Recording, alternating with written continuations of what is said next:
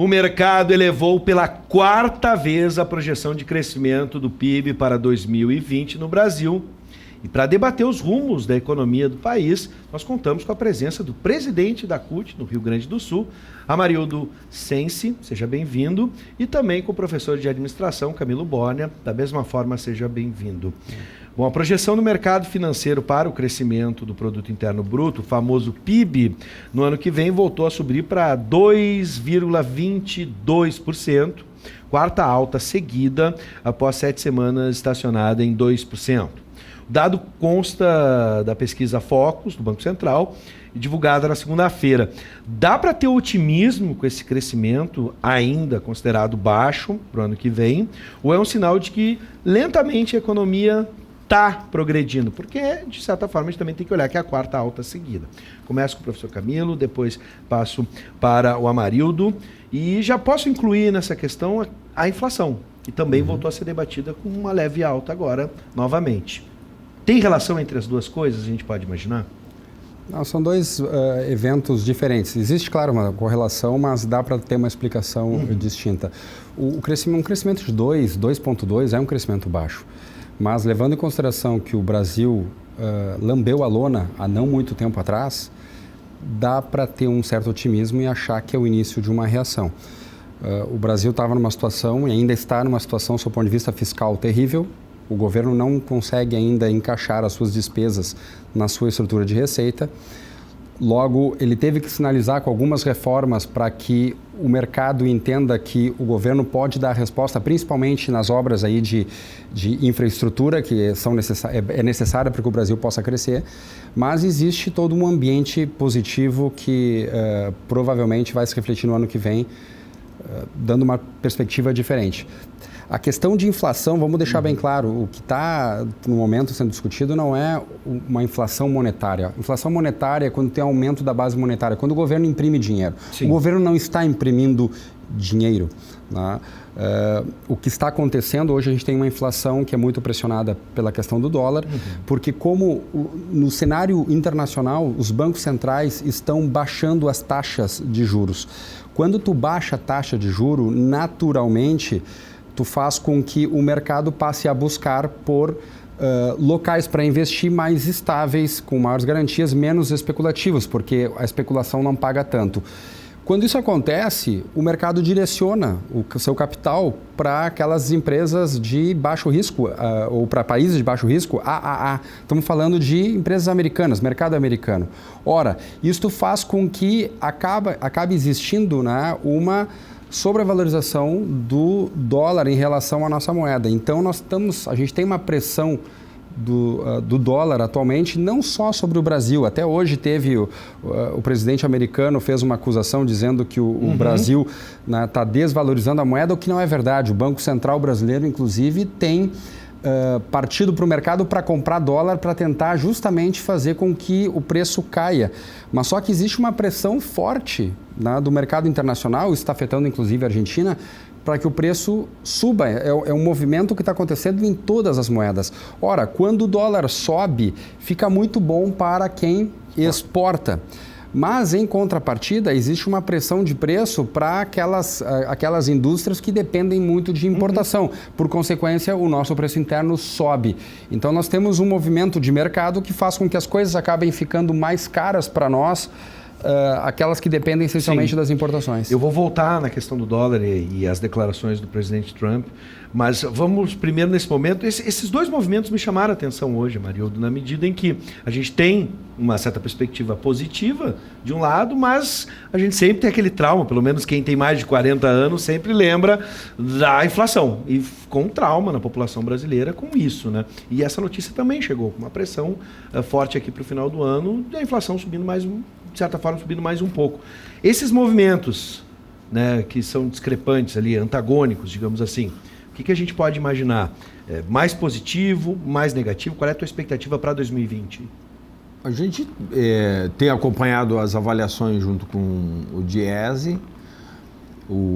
A gente não é otimista em relação às perspectivas econômicas para o país, porque a gente não enxerga ali na frente um processo de retomada da indústria, que é um elemento importante para qualquer país, né? Um processo de retomada da renda e dos postos de trabalho, que é um outro elemento, digamos assim, para nós configura uma retomada econômica, né? Porque o PIB cresce, pode crescer, é baixo, né? 2% é baixíssimo para as necessidades que a gente tem do tamanho do país e os seus desafios, mas um crescimento ele tem que estar acompanhado de para onde será dirigido esse crescimento, para quem vai ser realizado esse crescimento.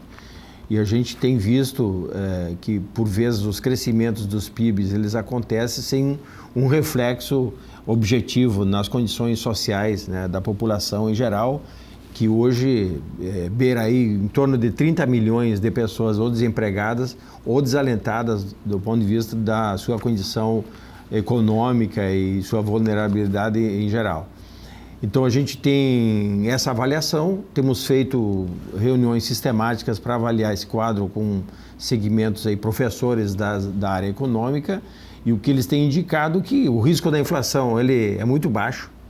Esse pico inflacionário de final de ano, que vai sobre o alimento, as oportunidades que tem os negócios de tomar o 13º, as férias das pessoas e tal, as mensalidades escolares, enfim, que nesse final de ano, elas acabam influindo sobre a inflação. Quer dizer, não há nessa avaliação um risco de inflação, porém, num crescimento de 1,5% a 2,2% do PIB, nós levaremos muito tempo aí para retomar um patamar de desenvolvimento compatível com o desafio da inclusão de setores importantes da sociedade que estão excluídos ou na informalidade. Sim. Então, não temos uma avaliação positiva. A questão do dólar que se tem é natural, como a gente pode imaginar que, né, o dólar, a moeda brasileira, ou mesmo argentina e tal, ela seja valorizada, né, numa relação com o comércio, com enfim, a economia americana e tal, que um pouco dosa isso aí. Quem faz desvalorização de moeda são os chineses, né? E aí... Sobre essa questão do dólar, vou colocar isso para vocês não dois. Fazem muito tempo. O ministro Paulo Guedes deixou de forma enfática de que esse patamar, já que há uma relação com a inflação, embora ambos não estejam assustados nesse primeiro momento com a inflação, mas a declaração do ministro foi de que de R$ 4 a R$ 5 esse patamar chegou para ficar, na concepção do ministro. Então, por isso que eu perguntei sobre a inflação. Mas era 4 e agora passou para 4,10. Pois é. Não há uma isso garantia. Há uma interferência. Mas ele é um fator exógeno, não é um fator interno. Inflação, na verdade, aumento de preços, ele é como se eu dissesse assim, se eu pegasse um termômetro e dissesse, chegou a 38 é febre. A temperatura em si não é a infecção. A doença é a infecção. O aumento de preços não quer dizer necessariamente que tu tem uma inflação monetária. Inflação monetária é quando tu aumenta a base monetária do país. O que acontecia na década de 80, no início da década de 90, era que o governo federal, ao não conseguir pagar as contas, ele tinha basicamente uma alternativa: ir para a Casa da Moeda e gerar dinheiro. Né? Isso não é feito. Quando o ministro Paulo Guedes fala em potência fiscal, ele está justamente dizendo que ele quer equilibrar as despesas do governo para que o governo não use de recurso de gerar moeda, seja por maquininha ou seja através de alavancagem. Sobre isso, então vamos entrar nessa questão fiscal, né? Reforma da Previdência.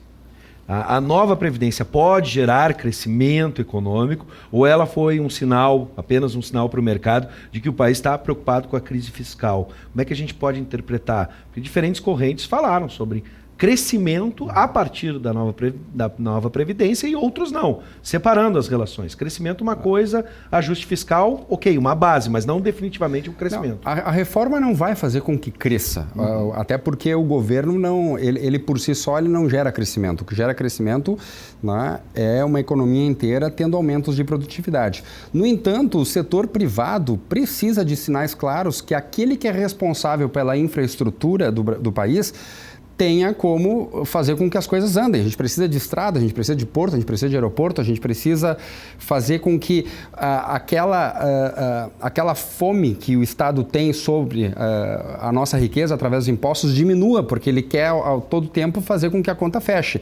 Ora, para isso, o Estado brasileiro precisa ajustar as suas contas do ponto de vista fiscal. Ele não pode gastar mais do que arrecada. Então, quando o governo faz uma reforma como a da Previdência, que é sim o maior gargalo sobre as contas públicas, ele está dando um sinal claro para o mercado que ele está fazendo o seu tema de casa. Então, naturalmente, isso gera, né, toda uma onda positiva que faz com que o mercado se sinta encorajado a investir nesse país. Não só o mercado interno, mas como o mercado externo também. Mas há o contraponto de que, por exemplo, a reforma da Previdência, para alguns, vai tirar a renda. Mas veja, é o estranho do tal do mercado. O mercado exigiu uma reforma da Previdência. Realmente foi a carta, digamos assim, que foi solicitada para efeito de atender o interesse de crescimento. Não satisfeito, foi lá, emenda 95, corta, contingencia orçamento e tal para retomar o desenvolvimento. Não contente com isso, vem uma reforma trabalhista e tal antes para ajustar o tal do custo Brasil e tal. Agora, não satisfeitos, ainda precisam uma série de outras reformas e tal que são feitas objetivamente para andar de baixo. Não se discute uma reforma tributária para se avaliar e se verificar quem, com o crescimento, com o tamanho da economia nacional, vai contribuir, porque o Estado precisa de recursos. Aí, né, a gente tem essa divergência, digamos assim, que orienta a nossa discussão. A gente defende que precisa do Estado. A gente defende que impostos, eles existem em qualquer parte do mundo.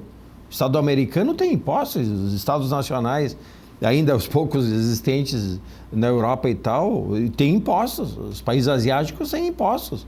Mas para quem os impostos? É uma questão da destinação do orçamento. Então, não satisfeitos com todas as reformas que, ao nosso ver, vai produzir uma exclusão social imensa.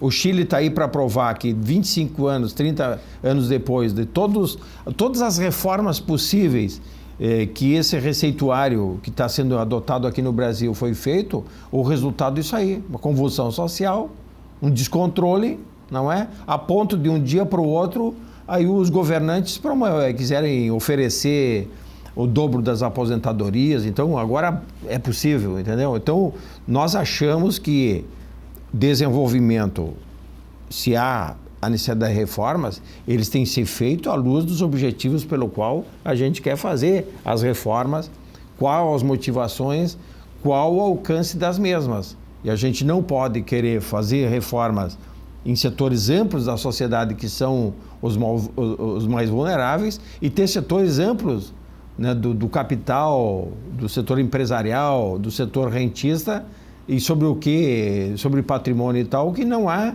um encaminhamento sobre uma mudança dessa matriz, né, fiscal e tributária que tem que ser, ao nosso ver, discutida. Então, há um desequilíbrio. E diante do desequilíbrio, a forma como ela está sendo feita, ela não pacifica internamente. Ela nos dá uma condição de eu e aqui, de a gente conversar numa mesma mesa e o nosso objetivo é comum, estamos olhando para o mesmo lado e tal, porque as consequências disso, elas são nefastas para o setor que a gente, no caso, representa e tem preocupação. Por favor, é um debate. A fala do Amarildo, ela parte de uma premissa que o Estado ele é um agente fundamental para distribuir riqueza. Nós estamos falando do Estado brasileiro, que tem 32% de PIB, considerando o déficit corrente que a gente tem, chega a 40%, que nós temos duas previdências onde o grande déficit está na pública, basicamente por uma elite de um funcionalismo público que ganha muito mais do que a média. A gente tem a cidade que tem o maior PIB per capita do Brasil é Brasília, que é uma cidade de funcionários públicos. O Estado brasileiro ele é concentrador de renda. É justamente o contrário do que ele está dizendo. A gente mantém um sistema de universidades públicas que privilegia muita gente que, em tese, não precisa. A gente tem um sistema de saúde que acaba não fazendo o seu papel com as pessoas que precisam. Enfim, se a gente for ver o que o Estado brasileiro faz, a gente vê que ele tem muito problema. Tu comparar, por exemplo, com outros países que têm um PIB aí de 15%, 20%, a gente percebe que o Estado brasileiro é muito grande. E aí vem uma diferença de crença, tá, entre o Amarildo e entre a minha pessoa. Eu acredito que quem faz o melhor trabalho de distribuição é o mercado. Quando a gente fala do mercado, eu não estou falando de pessoas que ficam em volta de uma mesa com um charuto achando que pacote de maldade vai fazer com as pessoas. O mercado é aquele cara que tem um armazém, aquele cara que tem um açougue, aquele cara que contrata gente, que contrata diarista, é a escola que contrata professor. O mercado é composto por empresas dos mais variados tamanhos. Então, quando a gente pede que o mercado quer sinais claros para que ele funcione, é para que isso funcione. Países que são países admirados, que têm IDH considerável, que são ricos, são países onde o mercado funciona e não é o Estado que fica decidindo em que escola que vai matricular o filho. Não é o Estado que fica decidindo se o aeroporto ou o porto vai ser com qual empresa estatal, ou que o petróleo é decidido por um canetaço. É onde o mercado funciona. País que tem pessoas que vivem bem são pessoas onde tem um mercado pujante que funciona. Mas aí que está. Nós estamos falando de um país que tem metade da sua população excluída dos processos da riqueza que ele produz. Ninguém incluiu fazendo o contrário. Estão excluídos. E isso parte de um pressuposto que se nega toda uma história de um país que excluiu, desde a sua origem, boa parte da parcela da sua população. Porque tenta incluir pela caneta e não pelo mercado desde a sua origem. A escravidão não foi algo que a caneta deu ou não deu, é uma realidade. Foi uma caneta governamental. É uma realidade que, entendeu? Que trouxe, que não deu a condição para as pessoas. Então, até hoje encontro pessoas das minhas relações que são contra cotas. Como se todo esse processo histórico do país não tivesse existido. Então, não é o mercado que regula, não é o mercado. Países sérios regulam, cobram impostos de quem quer ganhar em cima das suas economias, cobram impostos. Muito menos que pesados impostos. Tenho amigos que moram em Atlanta, aqui, transferidos da GCO, que pagam 40% da sua renda para o Estado americano e não se queixam. E lá não tem SUS. E lá não tem saúde pública. Então, ter uma escola pública de qualidade, ter saúde pública de qualidade, ou saúde pública para a população, e o Estado garantir isso daí, é um básico necessário. O que tem é a hipocrisia que a gente vive, é de que tu precisa vender o patrimônio público, você precisa privatizar para investir em educação e saúde.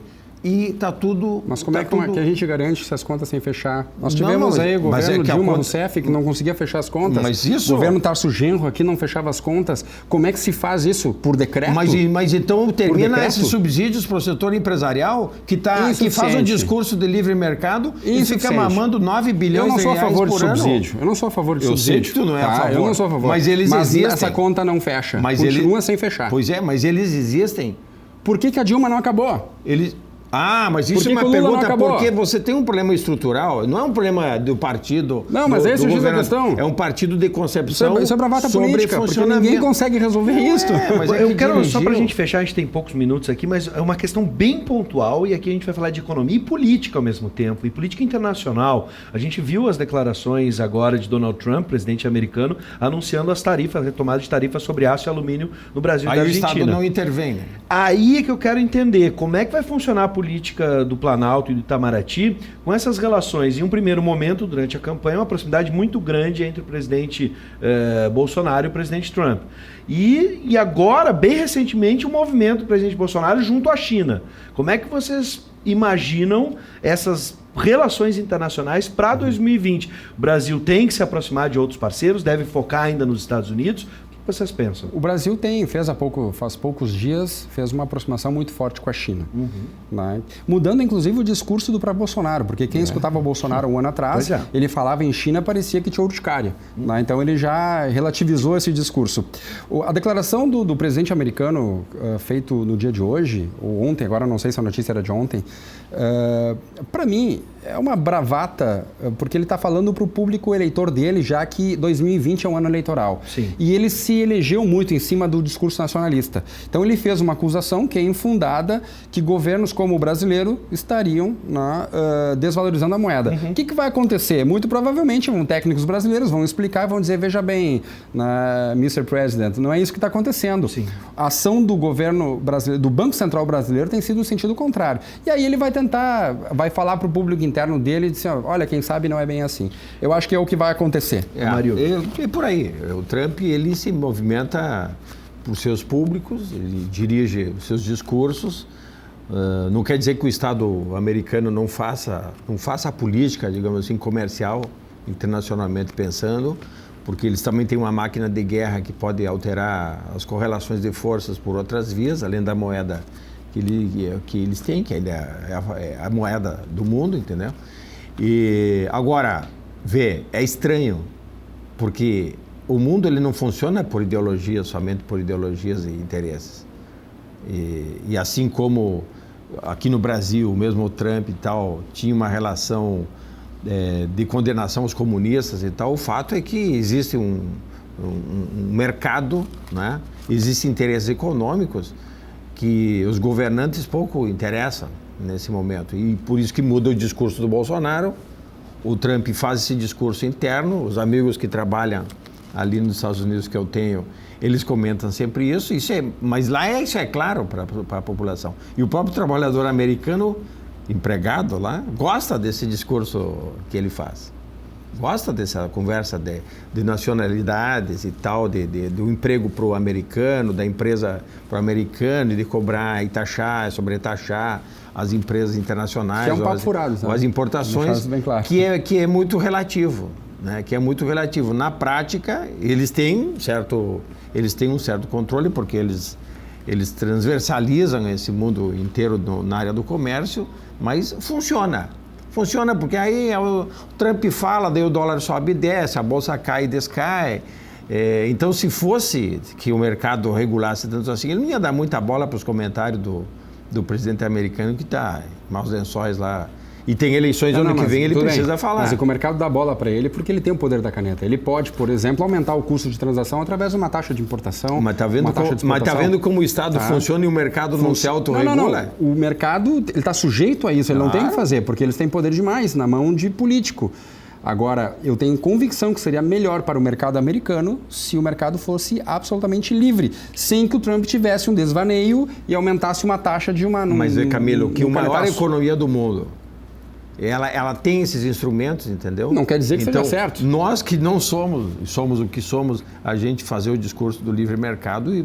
Mas eles chegaram nesse tamanho e viraram a principal economia do mundo justamente numa fase onde tinha muito pouco instrumento. Depois cresceram, aí deixaram os políticos tomar conta e aí fizeram o que fizeram. O negócio é o seguinte, a gente está aqui especulando por enquanto, né? É um exercício de futurologia. A gente vai ter que ver os próximos passos. Ainda temos alguns dias para o final do ano e a gente viu que de um dia para o outro as coisas podem mudar. Não digo por completo, mas um alvoroço sempre pode acontecer de um dia para o outro. E é por isso que a gente conta sempre com a análise de especialistas que estão aqui com a gente e por isso a gente agradece a presença. Professor de administração Camilo Borner, presidente da CUT no Rio Grande do Sul, Amarildo Sense. Sejam sempre bem-vindos e já fica aqui um convite. Se não nos encontrarmos na próxima semana com algum alvoroço na economia mundial, a gente com certeza vai se encontrar em 2020. Sejam sempre bem-vindos. Muito obrigado. Obrigado pela oportunidade e uma boa noite. Uma boa noite e um forte abraço.